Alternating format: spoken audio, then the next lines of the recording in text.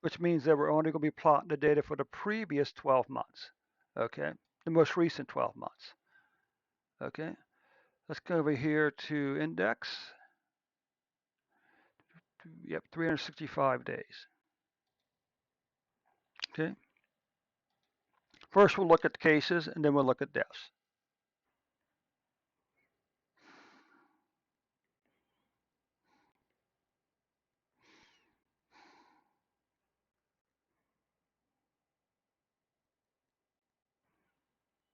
Hmm. Shoot, I haven't called in my dad's prescriptions yet.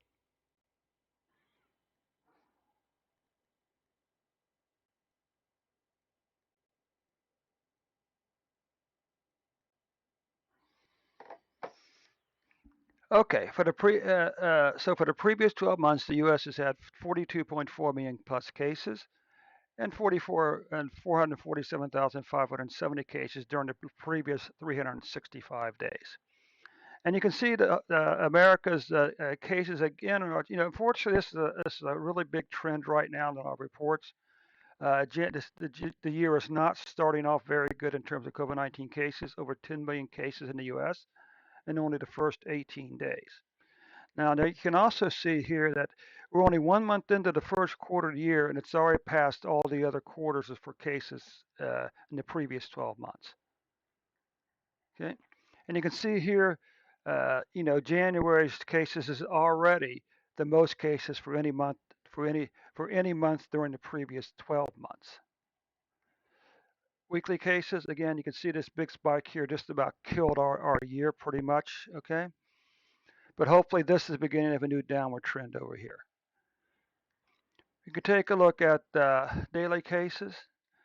You can see the cases are at 82 or 825,405 cases as of January the 18th, with an average of 665,488 cases per day.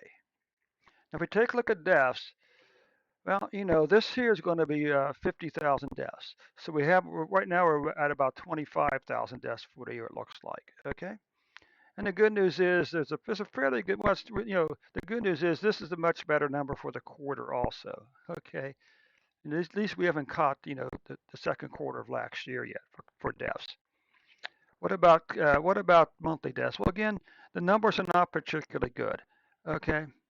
But the good news is we haven't really seen a big spike in deaths to match the big spike in cases. So that could be a good news. Yeah, Omicron may be more infectious, but it's not as deadly as the previous two variants. Okay.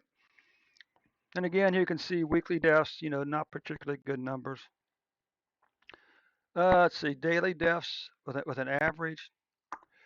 For January the 17th, the U.S. had 1,124 deaths, with an average of 1,443 deaths.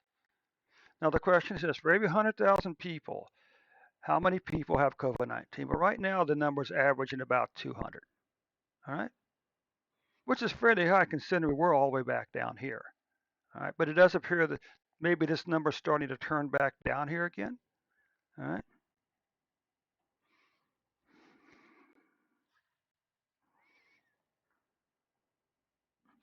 And what about per capita? Well, again, you can see this is what tens, hundred thousands. So it means per capita about uh, 1/2000th of a person has COVID-19 right now.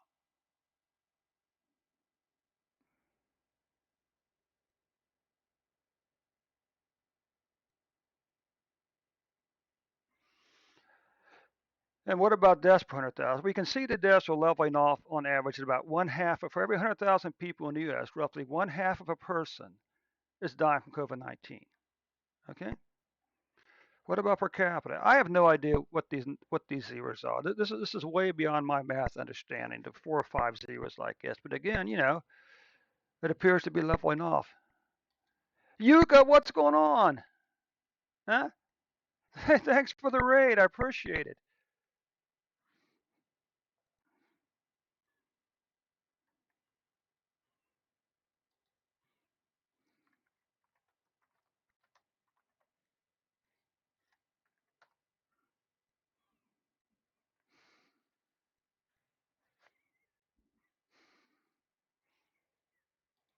So where are we here?